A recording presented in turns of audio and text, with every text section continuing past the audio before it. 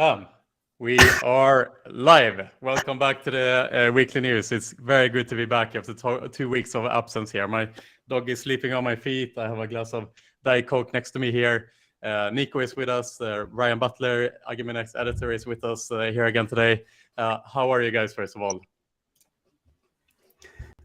Yeah, I'm good. And it's great seeing you back, seeing those shiny blue eyes, that awesome smile. So fingers crossed, you would stay healthy at least for another 2.5 weeks. So whatever happens after iGaming Next Valletta, I don't care. I just want to see you live and in person. And then, yeah. Ryan, how are you? How's the US? Hey, doing well. Bright and early here, so it's actually probably a good thing that for those watching live, my camera is off with some technical difficulties. Still a little getting my feet settled here on this Thursday morning, but things are doing well. It's fall is starting to turn. It's getting nice weather down here in Florida, and just a great time to be here. Absolutely. It's good to have the angel voice here, at least Ryan, with us today. That's all we need. That's all we need, my friend. Also, to everyone who is tuning in here this afternoon, great to have you guys back here. Great to be here. I had a short spout of COVID last week, but fortunately I managed to survive this. And I was saying that it's great, actually, to get COVID a couple of weeks out from our biggest event of the year, because my immunity levels is peak right now, so I should be okay for the actual conference here that we are pulling off here in a couple of weeks. And that's where I wanted to start today, actually. We are heading into conference season here in full force, with a lot of conference ahead of ourselves here. The three major ones that we have within the next month is, of course, the SPAC Barcelona event taking place next week, and that is followed, obviously, by iGaming Next in Valletta. And iGaming Next Valletta is followed by the massive event over in Vegas, G2E, that is kind of back in full force now for the first time since 2019. Although, of course, it was organized last year, but under heavy COVID restrictions. And I wanted to start on this topic a little bit today. Nico, you are attending SPAC and you're attending iGaming Next, of course. We're very happy to host you in Valletta here for the first time. What's your expectations, first of all, on the conferences you are attending? Yeah, so first of all, in Germany, we have a different breed. So beginning next week, Monday and Tuesday, we have the gaming in Germany, and we have start of Oktoberfest, right? So the festives already That's the most important conference. That's the most important conference. That's where you make the real deals, right? Where you get all the information regarding responsible gaming and, of course, anti-money laundering. This is where you get the hot information, right? So whoever tells you otherwise is lying. It all comes down to Oktoberfest. So, but jokes aside, I'm really looking forward to those two events. The good thing is, so in Barcelona, first of all, it's a great town. Looking forward to see Daniel Gretzer once again in his hometown and enjoying the awesome food which he is serving in his restaurant, the Manorato, which is one of the best in Barcelona. And then, just talking things through. So what has happened in the US?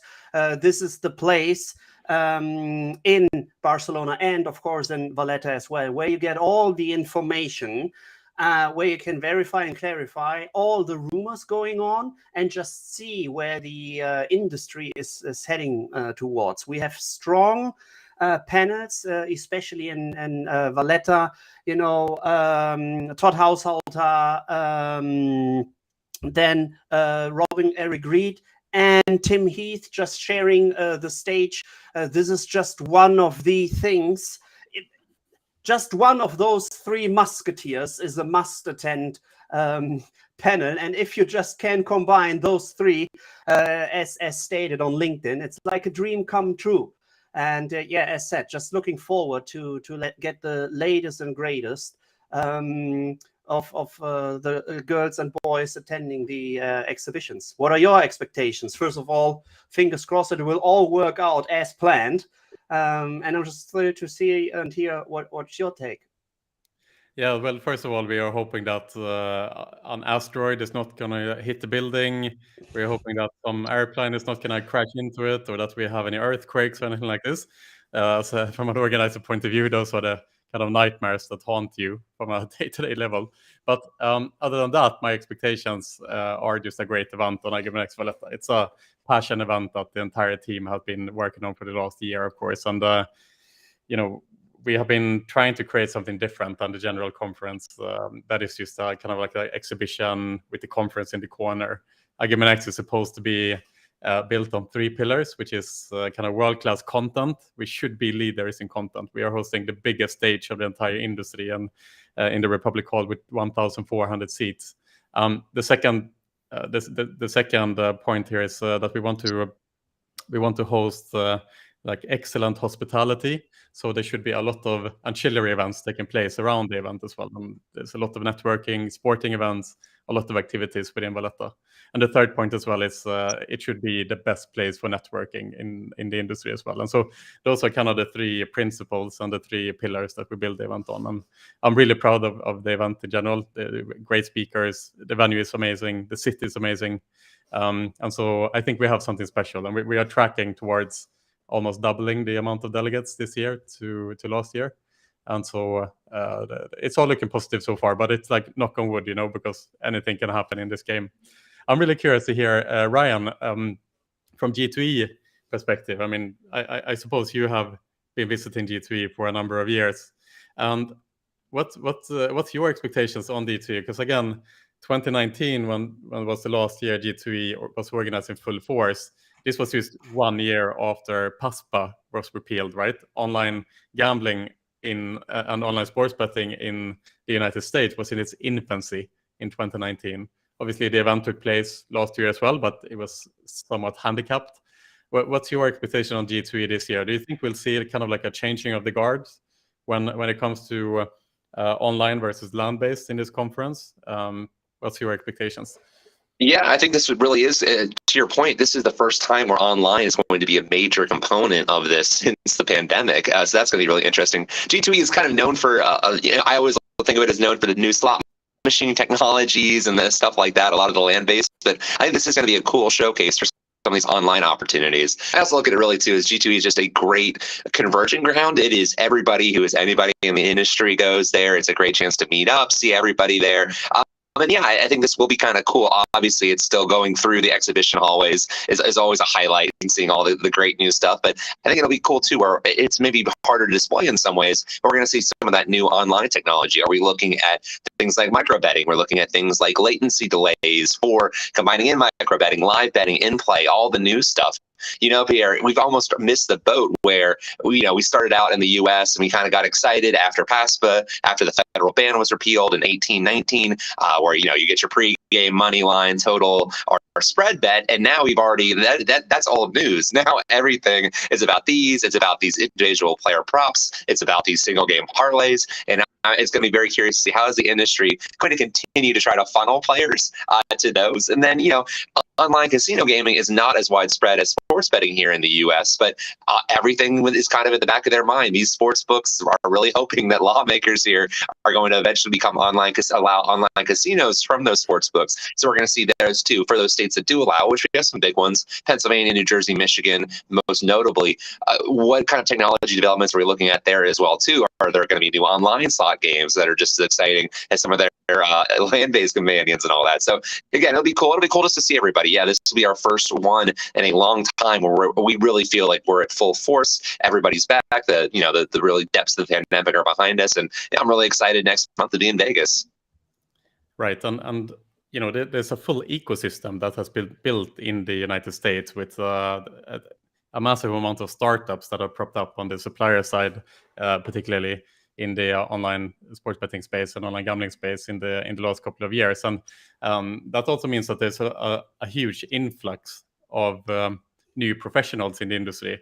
And so I'm interesting to see as well the amount of delegates, the delegate split that turns up to G2E this year. I think they are gunning towards 18,000 delegates. Wow. And I had a chat with Casey Clark of American Gaming Association just yesterday, to talk more about the G2E and the expectations, and they are expecting a record attendance for G2E this year.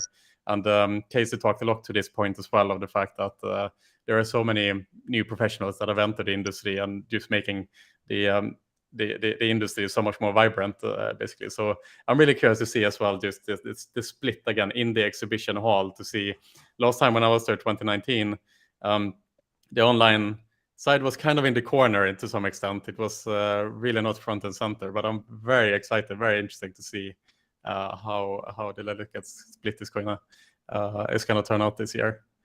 Yeah. Also, this Henry mentioned here as well that sadly he won't be at iGaming Next this year. Henry, I don't know, a little bit disappointed, but I'll forgive you for this year. But he is turning up to G2E at least, so I'm going to be at G2E as well. So hopefully we can run into each other there. Bogdan is mentioning as well that there's too many events week after week, and the pity I won't be able to participate.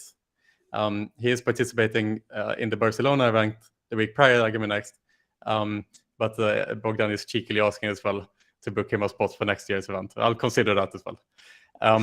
And Katie also mentioning that there's just too many conferences at the moment. Nico, what do you feel about that sentiment? Is it too many conferences this year? Is the calendar too packed? I wouldn't state like it's too packed, to be honest, because in the end,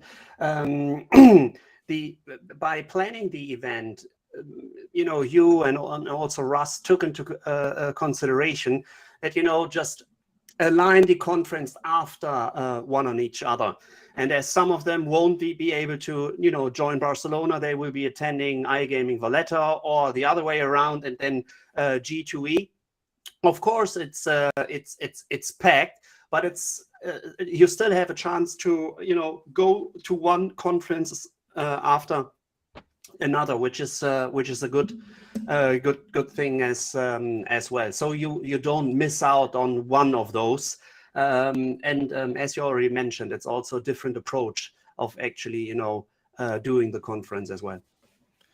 Absolutely. As a final point here as well to mark out, I would say, like from an organizer point of view, myself, we think a lot about this. How is the calendar divided, and what type of events? How do you make a conference successful, and what are the principles and so on? And I think that in such a competitive landscape as we are in right now in the conference side, with so many conferences, and we should also point out that organizations like SPC and Sigma and Clarion here on the European side are highly skilled in executing and working with the industry in order to execute these conferences.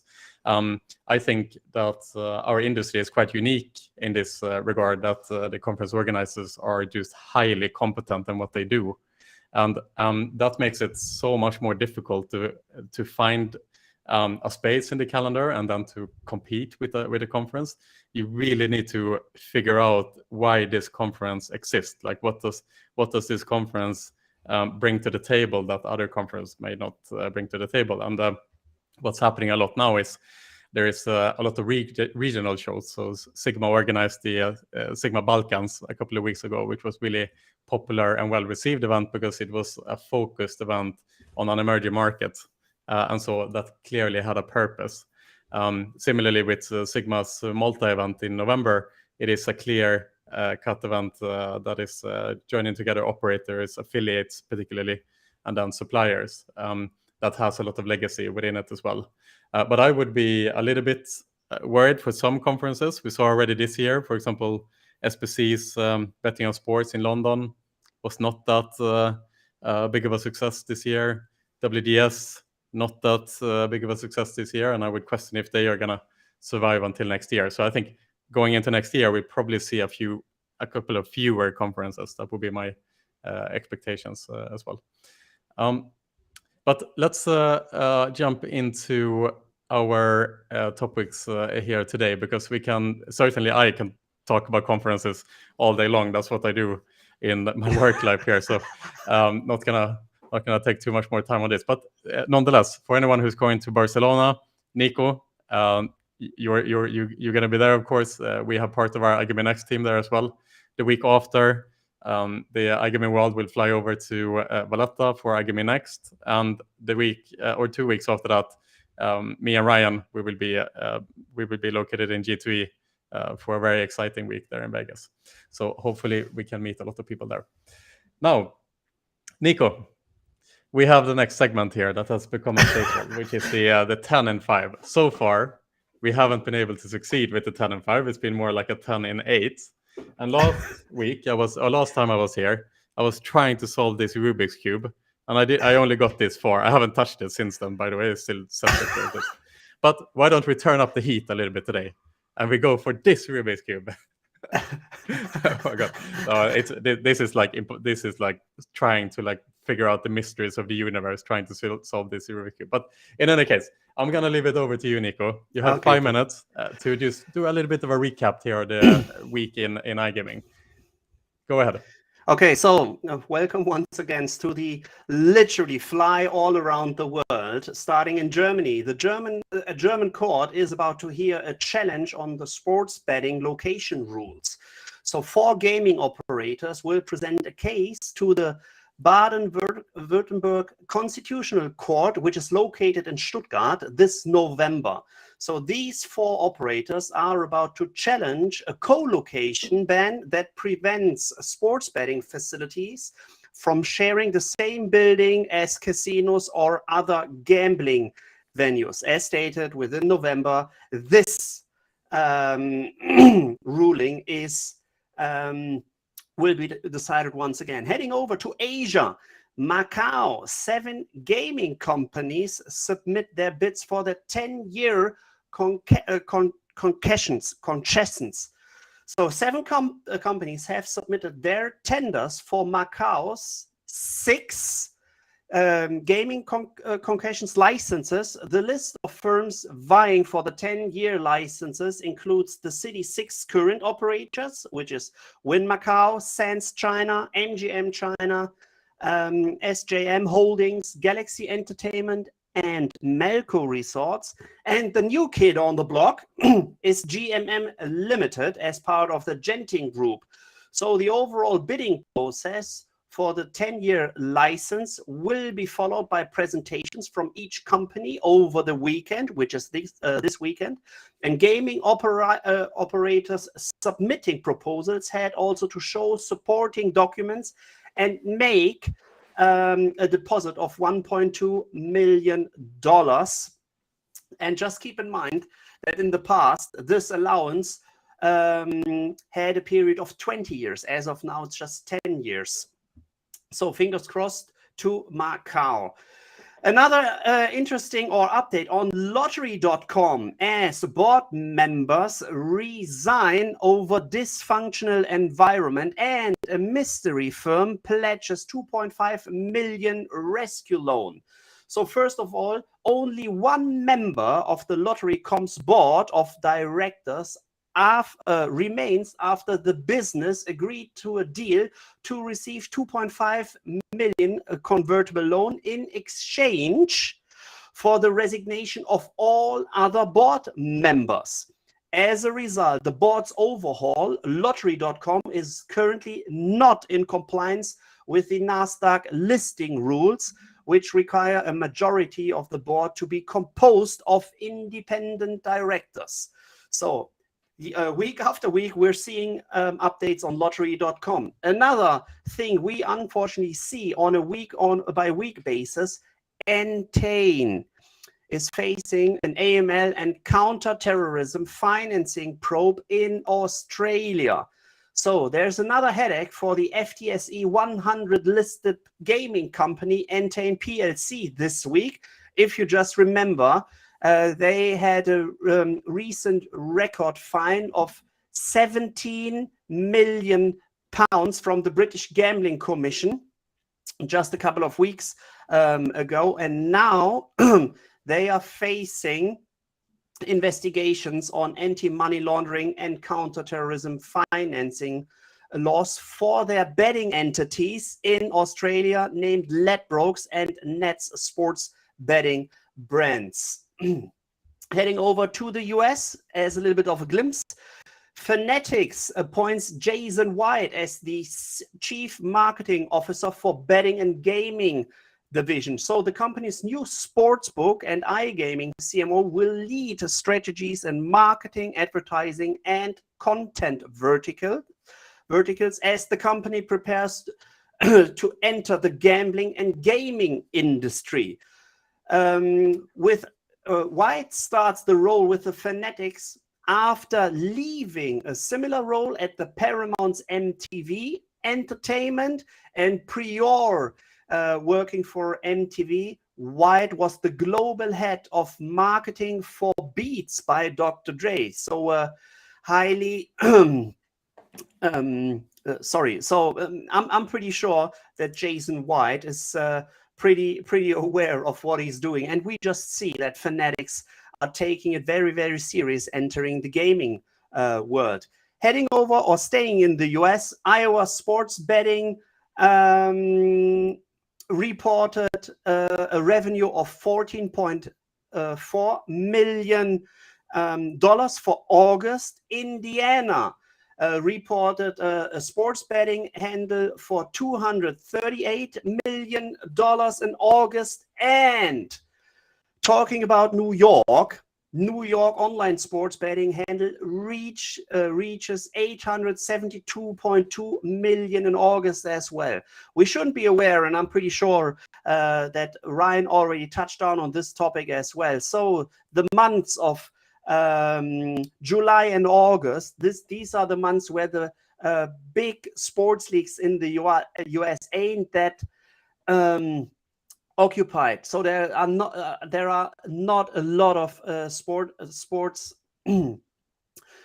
Sorry, there ain't a lot of sports. I'm pretty sure if September numbers would go down comparing to August numbers, this would give a lot of people headaches in the US. But with the NFL just started in September, I'm pretty sure we will see increasing numbers for September as well. Now a little bit of M&A. The Metropolitan is about to divest their South African casino properties to focus on their UK growth. And last but not least, IGT sells their Italian proximity payment business to Postpay for 700 million euros.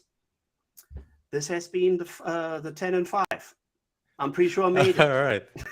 Brilliant. Yeah, almost this time, Nico. We're getting closer and closer, so I give you that. And I would say like the story here of lottery.com and the mystery lender of this $2 million, that's a story to keep an eye on, because this is turning out to become a bit of a drama. Obviously, lottery.com is doing everything it can at the moment to keep itself afloat after many controversies and scandals here in the last couple of months, and a 96% decrease in share value on the stock market. So keep an eye on the future lottery.com updates. Now we're going to start a bit on the European side here with a couple of news stories. And I just realized that I'm looking through all the stories we have here. There is absolutely no way we're going to be able to go through everything today, but we're going to keep ourselves to the main stories here at least. And Nico here in the chat is asking how it went with the Rubik's Cube.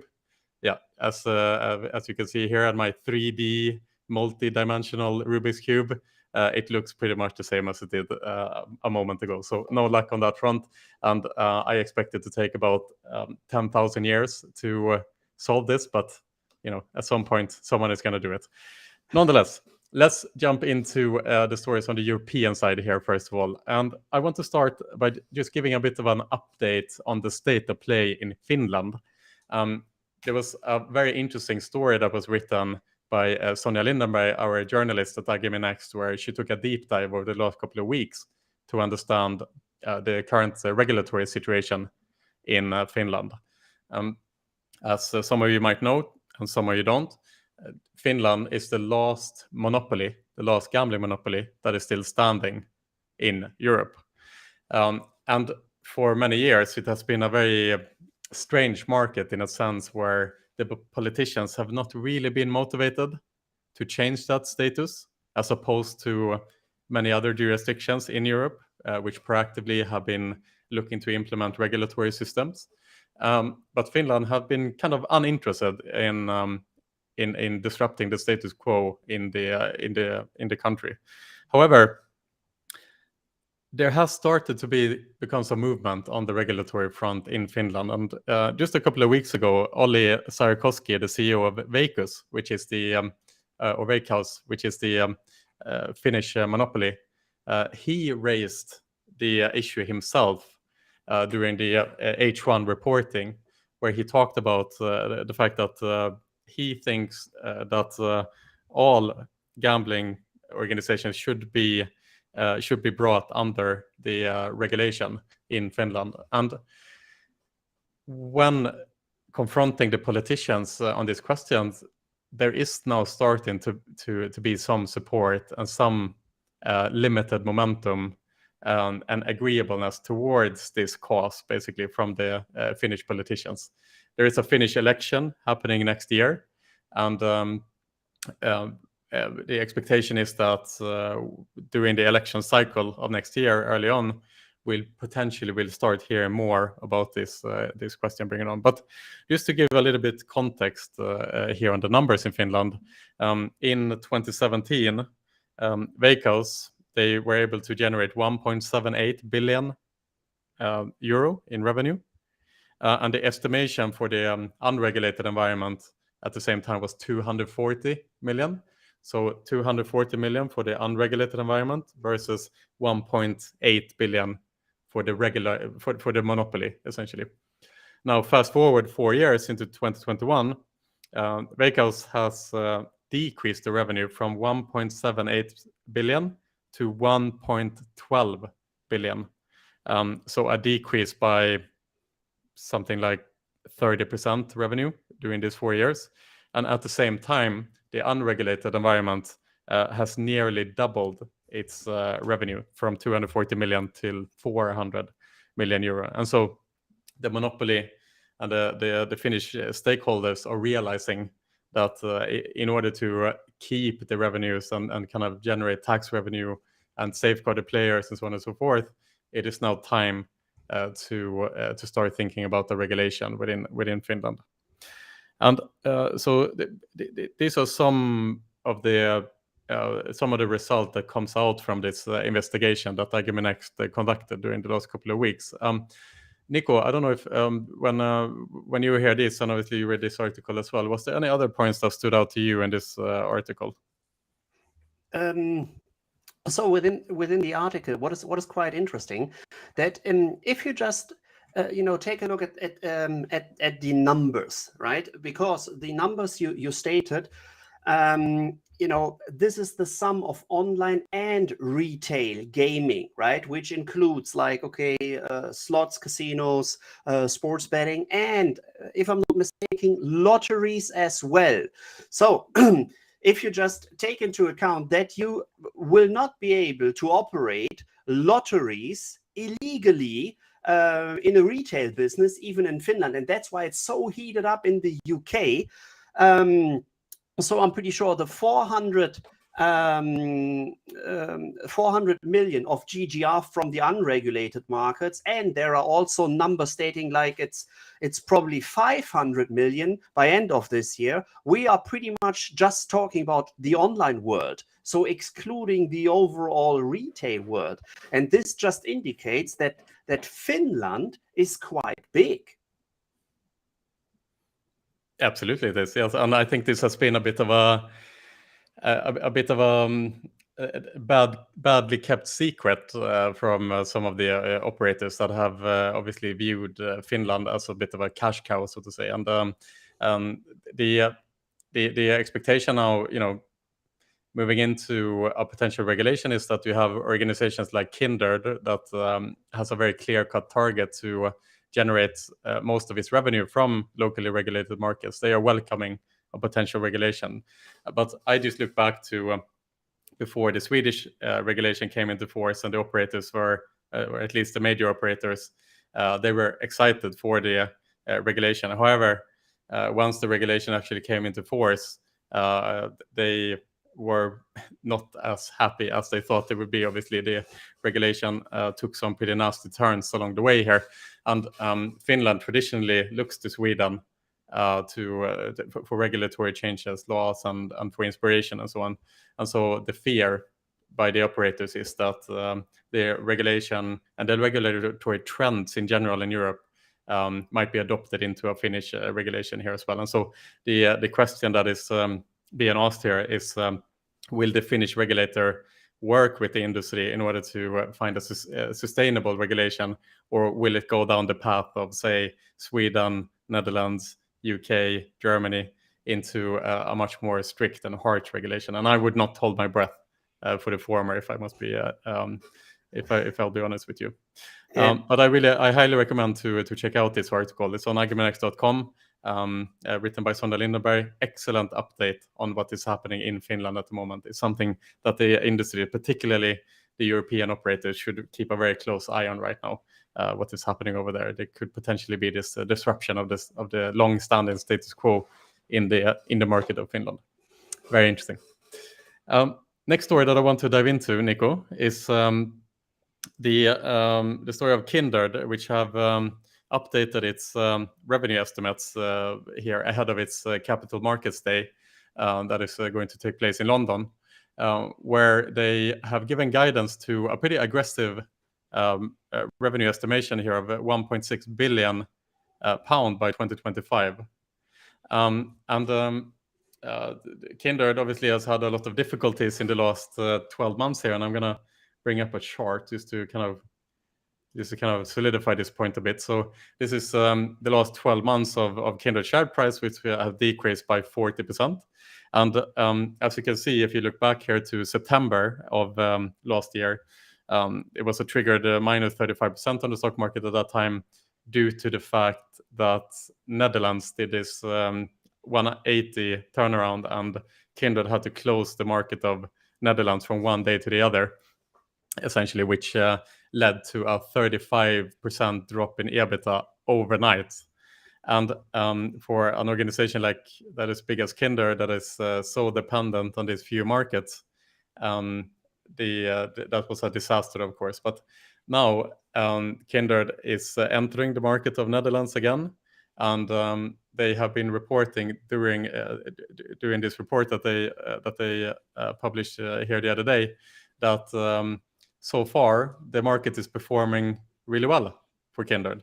Kindred is able to regain a lot of the lost market share here, and we should not underestimate the feat and the challenge that Kindred has ahead of themselves in the Netherlands, because they are not allowed by the Netherlands regulator to use the database that they have built over the last couple of decades in the Netherlands. Each customer has to sign up a new account. Kindred is not allowed to send marketing material to previous customers using previous emails.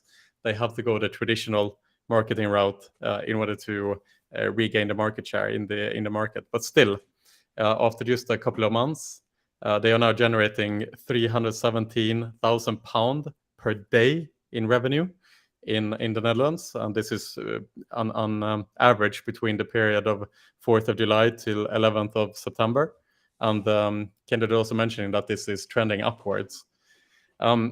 They have a target to generate 21 to 22% of their entire EBITDA from the Netherlands by 2025. But already now, it's looking like they will be generating about 15%, at least of revenue, by the end of the year. And so Kindred has done a really good job in regaining the market share in that market, despite that other competitors have had a head start during these 9 months or so, where Kindred and many other operators were inactive. And so that was quite interesting, I thought. Nico, from your perspective here, Kindred and the kind of the guidance that they released here, any other nuggets from this story that you pulled out here from them? Yeah, so it's first of all, two things to add. If I'm not mistaken, when they had to, leave the Dutch market, the Netherlands, they had a massive hit on their books with the roughly 30% of EBITDA just out of overnight, if I'm not mistaken. Correct me if I'm wrong. And as you stated, they are allowed to regain a strategic aim of reaching an underlying EBITDA margin of 21 to 22% by 2025. So they are already aiming for or aiming lower, which they had in the past already, and there you can see the significance of the Dutch market. And one more thing which we should never forget when we're talking about Kindred is their journey to zero. So even if they claim like, okay, by 2025 we are aiming to increase our revenues from 1.26 billion pounds to 1.6 billion pounds. This is based on revenues not originating from problem gambling. So always keep that in mind. So even with lowering their potential customer bases, they are still looking forward to increase the numbers. And there you just see that they are specifically looking for sustainable business.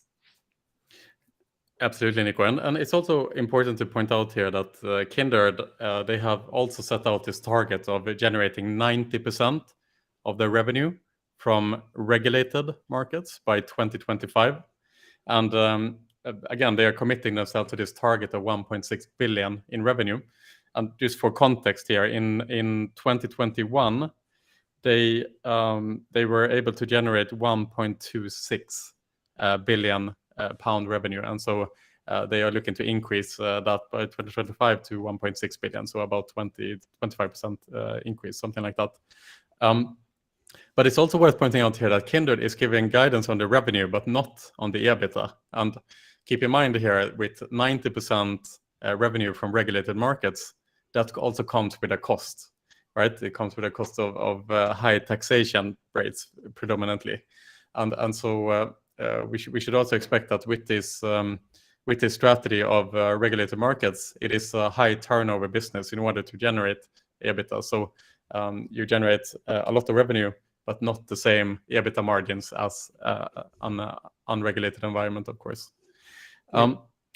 Interesting nonetheless here, and they have also given guidance of around 40 million pound EBITDA for, let's see, I get this right.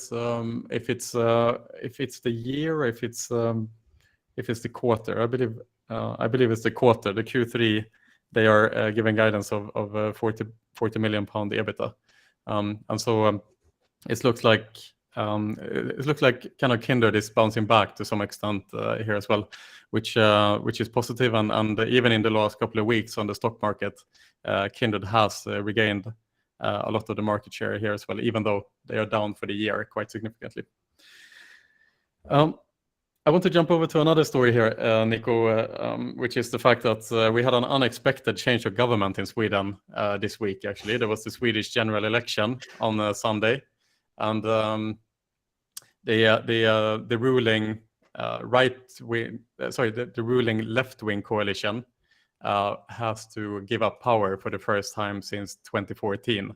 And I did a podcast with the Swedish General Secretary of BOS, which is the Swedish industry organization that represents the online gambling industry, just to understand what this means. And Gustav of BOS, he has a history in the moderate political party, which is the same political party which is now going to appoint the prime minister in Sweden.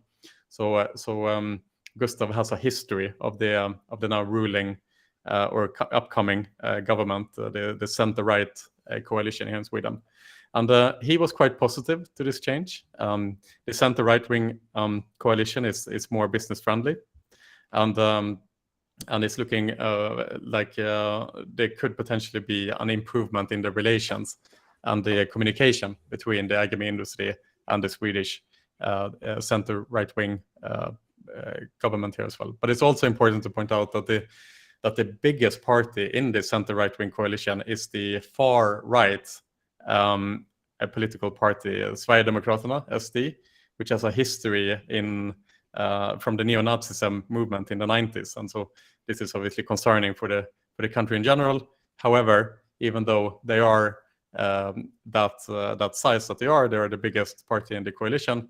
The multi-party system in Sweden makes it such that they actually won't have that much power, which at least for me as a centrist, makes me sleep a little bit better at night. So let's use some updates on that front. I would like to use the last kind of like 15 minutes today to jump into some North American stories here as well. And so Ryan, thank you so much for being patient here with us today and listening into these updates on the European side. I would like to ask you, Ryan, and jump into the topic here. There was the NFL opening week here the other week, and the indications here from data from GeoComply is that kind of all records were shattered when it comes to online sports betting turnover and wagering. Can you talk a little bit more about the NFL opening weekend and what we know so far from that?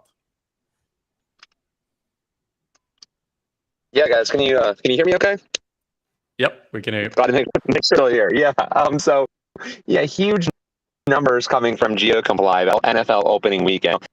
And got to stress too that these numbers are transactions, are logins per se, not necessarily bets placed. So it's not a direct comparison, but it is a good sign of it. And we are seeing the big headline number. So we're seeing about a 75% year-over-year increase from just 2021 to 2022. A lot of that has been sparked by New York, which again, if you can see on that chart, for those watching along, see that chart where it didn't have legal online sports betting at last year's NFL kickoff, but now, and then a couple other states, including Louisiana, Kansas, and a few others. But really, it's an incredible, that doesn't fully explain just the massive growth. And that, again, comes down to the marketing. That comes down to just people becoming more and more familiar with the regulated sports books after decades where we had the offshores. And it just, again, the overall familiarity with it. The NFL is king. It is far and away the most popular league of our most popular sport. And again, you guys touched on it earlier, we will see some big numbers coming in.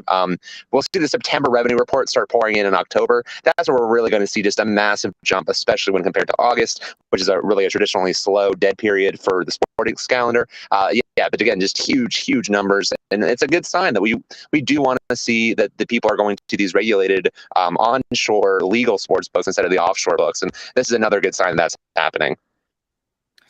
Absolutely, Ryan. And I suppose part of what is driving these numbers are the fact that you have several states that have opened up and allowed online sports betting from last year, essentially. Obviously, New York is the outlier here.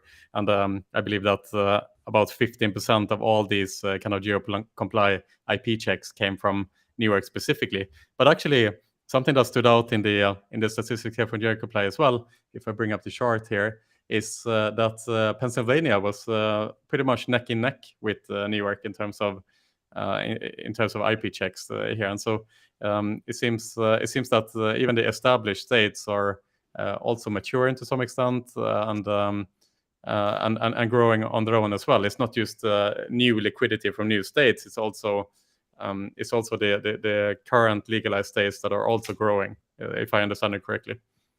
Yeah, I'm glad you brought up Pennsylvania specifically. That at 4 years old, that's one of our oldest legal markets here in the U.S. With it, not even 4. So yeah, seeing Pennsylvania, seeing that tremendous growth is great too. One of our bigger population states, but still not as big as New York, and to have that many transactions is a good sign, especially when New Jersey, which was 3, is sandwiched in between New York and Pennsylvania. So just, again, a lot of interest. That really was the epicenter and has been for outside of Las Vegas and Nevada. New Jersey is really the epicenter of gambling, especially on the East Coast. So it's great to see as New York has started, New Jersey and Pennsylvania mature, we're still seeing growth here, and that's a good sign. And we are going to reach an eventual cap. There are only so many sports bettors and all that, but it's also good once we get to that point. The biggest sports books have been talking about this reaching, the magic idea of market maturity for years now. And again, the fact that we're still seeing growth, that we're still maybe potential to reach there, these are all good positive indicators. Again, especially from our more mature markets, which once again are only a couple years old. Absolutely, and as a result of this, I haven't seen. Maybe you can correct me here if I'm wrong, Ryan, but. If I look at the stock markets and I try to follow, for example, DraftKings here, I'm going to see if I can bring up the chart.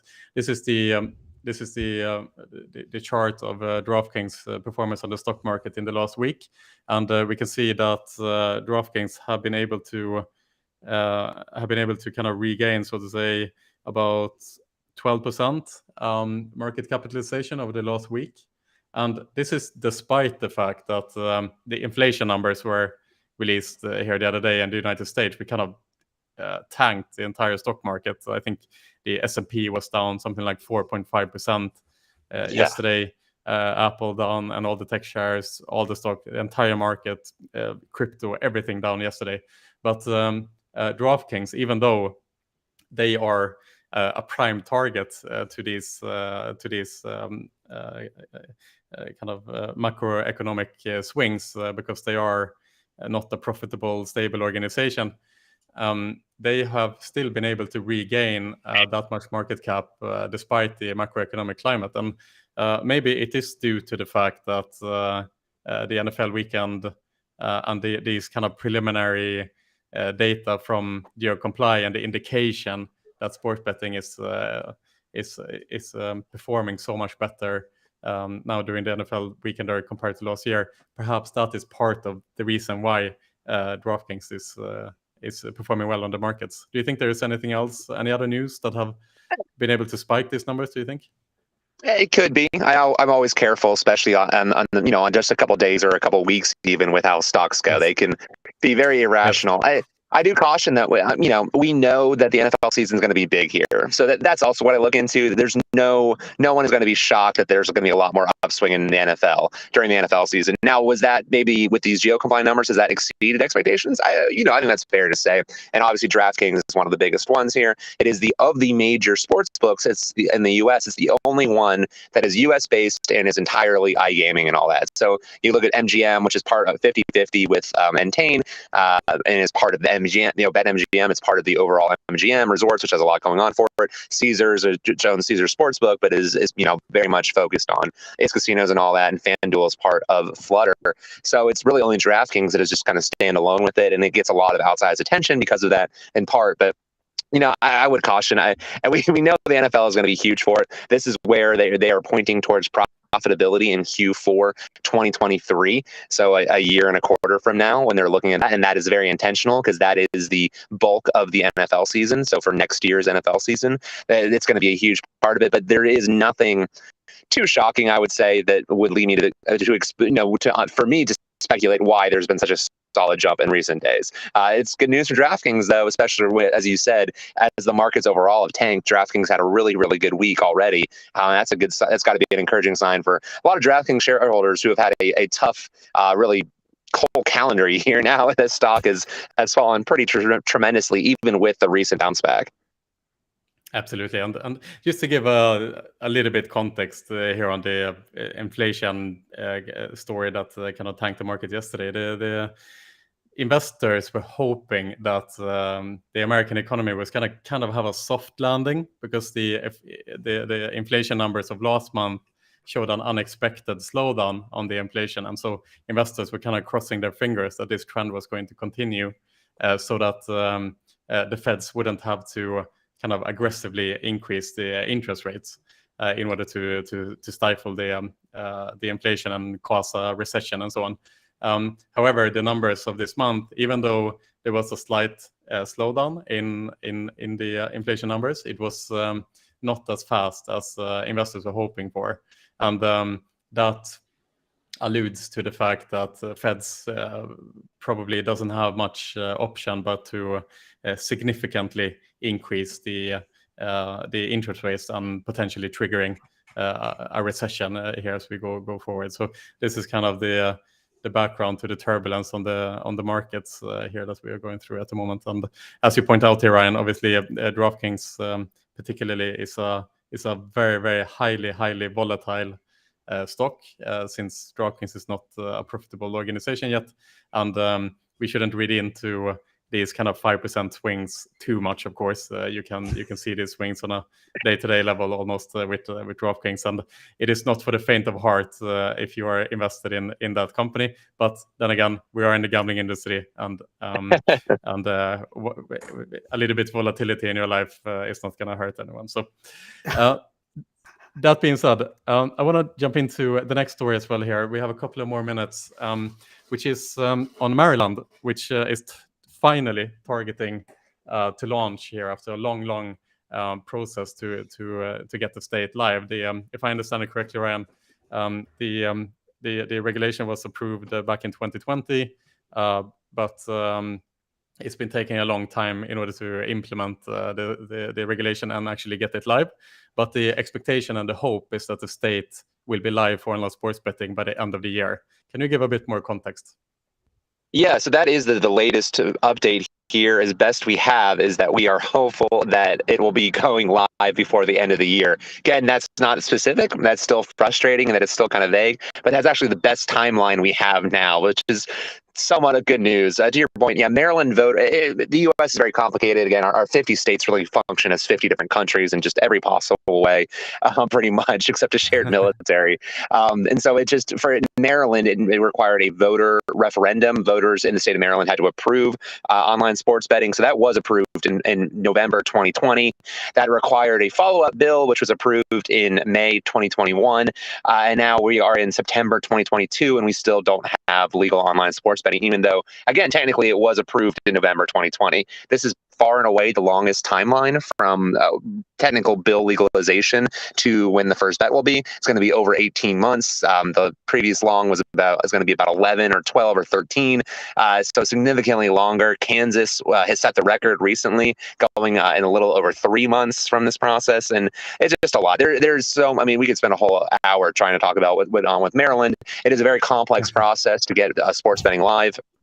And then Maryland has made it extra complicated. They've added extra layers of bureaucracy, extra government approvals, and all that. So the most important thing for anyone listening now to know is that Maryland, after finally long time delaying, a lot of those approvals got checked off in quick succession. Different committees, different lawmakers, all these different things that I don't want to bore anybody with. But they got all of those done, and that then cleared a lot of the hurdles that had stopped the advancement. So now this is good news. And again, this is why regulators are able to project a launch before the end of the year. The big thing now is that the sportsbook application period has opened. That's a good sign. So that's going to be about another 30 days or so, 30, 35 days from now. Then that's going to be another 30, 35 days after that. So the application process ends in late October, then give it about another month or so for checks and inspections and all that stuff. So that's why we're looking at probably December 2022 is our best case scenario. The other big thing is they're going to be looking for is to try to make sure that they're up by the Super Bowl, which is in February 13th. That is the single most wagered upon event of the American sporting calendar.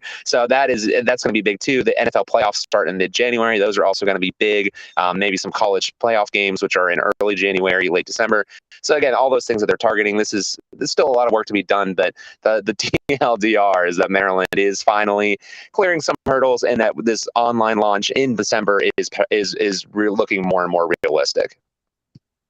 Brilliant, Ryan. And a quick quiz question for you here, Ryan. How many states are currently live in the United States for online sports betting, and how many states are pending to go live? Yeah, that's always a little tricky question because some states, it's just how you quantify sports betting and all that. But I always say there are more than 30 states, or about 31 plus Washington, D.C., that have some form of legal sports betting. And again, it's very different. Some states have 25 legal online sports books. Some states have 1 or 2 retail-only sports books. So when we have that we use that number, it can be misleading. We're about 20 states that have online. Even that is a little misleading because, again, some of this was online states. Some of them have 25 sports books. Some of them have 1.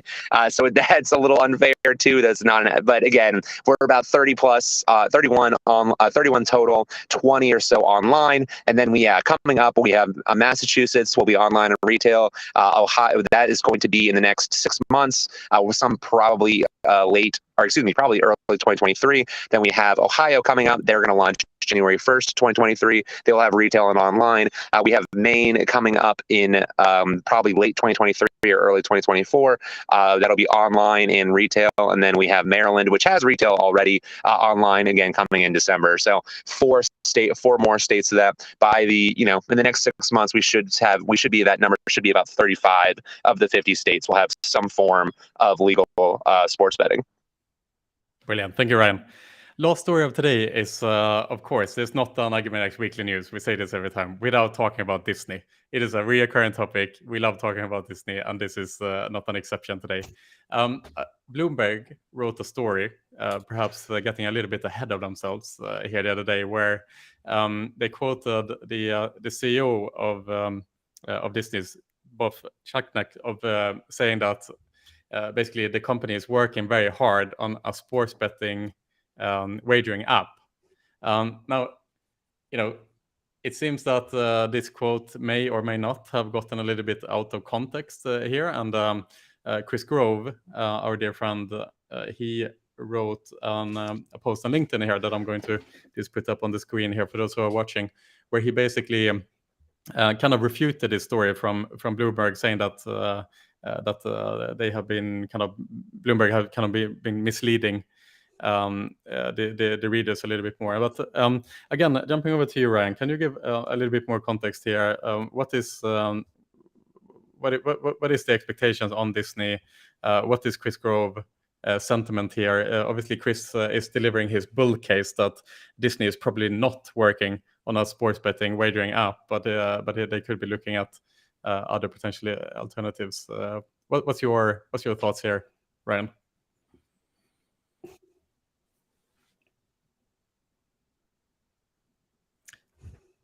Not sure if we lost Ryan here. I don't know, Ryan, if you can hear us. Otherwise, I will go ahead and read the post here of Chris Grove so that we get the words here right from the horse's mouth. We'll go ahead with that. And basically, what Chris Grove is writing here, is in his LinkedIn post, is basically that there's been a ton of chatter today following some comments from the Walt Disney Company, Bob Chapek, at the D3 conference regarding ESPN sports betting plans.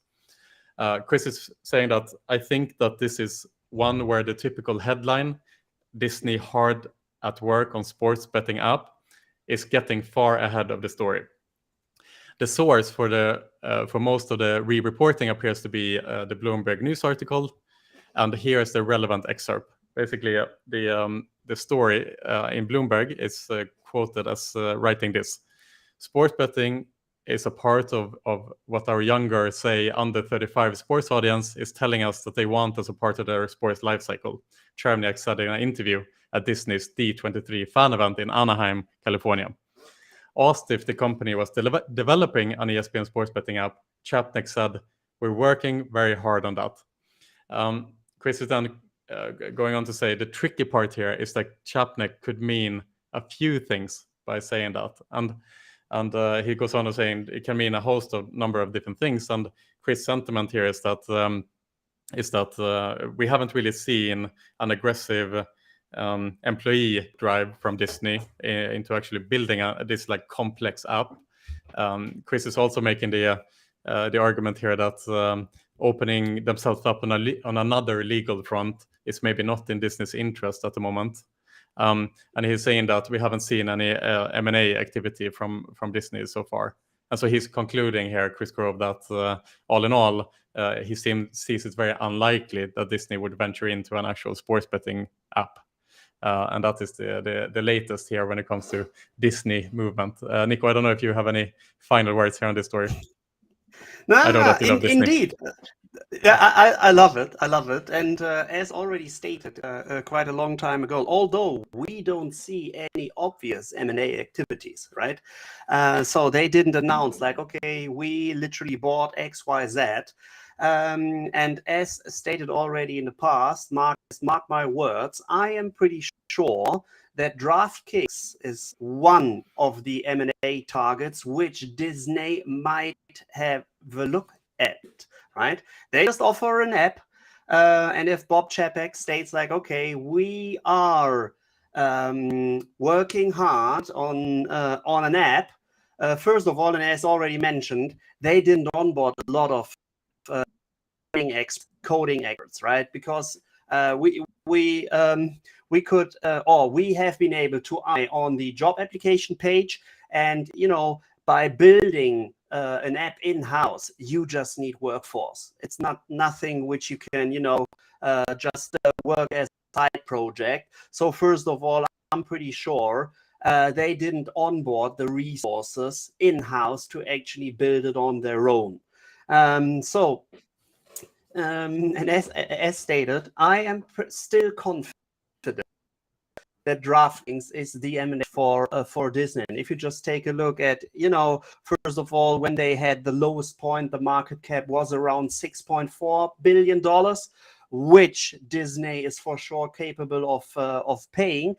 And if you just take a look at the volumes increased just a little bit, and I'm pretty sure they are just, using their M&A activities, which they don't have to announce, to gain more of the market share or the company of DraftKings. And out of a sudden, they will just announce, as of now, we have 50.1% of DraftKings. It's ours. This would be funny, especially if you just take a look at the markets. As soon as Bob Chapek announced the first time that Disney is eyeing on the sports betting, which had in Q4 2021, the market volumes of DraftKings shares increased. So, exactly. Conclude what you will after that. Conclude what you will. Exactly. We are keeping our fingers and toes crossed here for the latest movement of Mickey Mouse and his friends over at Disney to see what's going to come next, essentially. And we're going to make sure to keep everyone up to date here.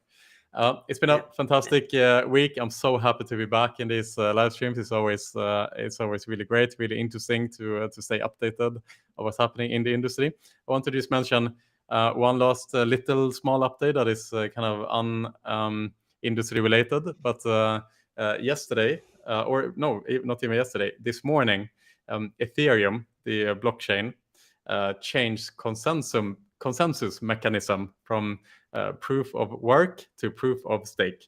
I know I'm speaking Chinese, but let me say it in simpler terms.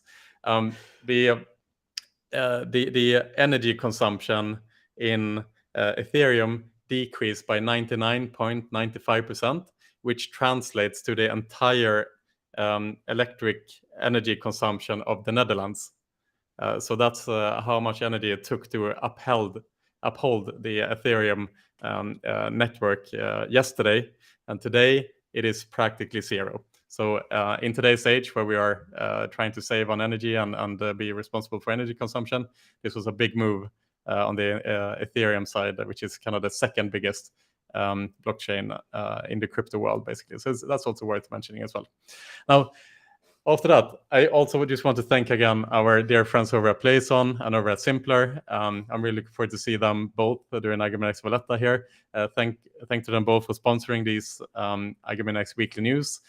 Please check them out. Playzone.com, Simpler.com, leading organizations in their respective industries. Thank you guys once again. And Nico, thanks to you as well. It's great to see you again here, my friend. And it's been a great hour here. And I think now it's time to just head on to the beach and have another of those pina coladas that we have each week. Thank you so much, Nico, for today. Yeah, thank you as well. But for you this week, it ain't a pina colada; it's a smoothie, right? You just need to keep your vitamin level very, very high.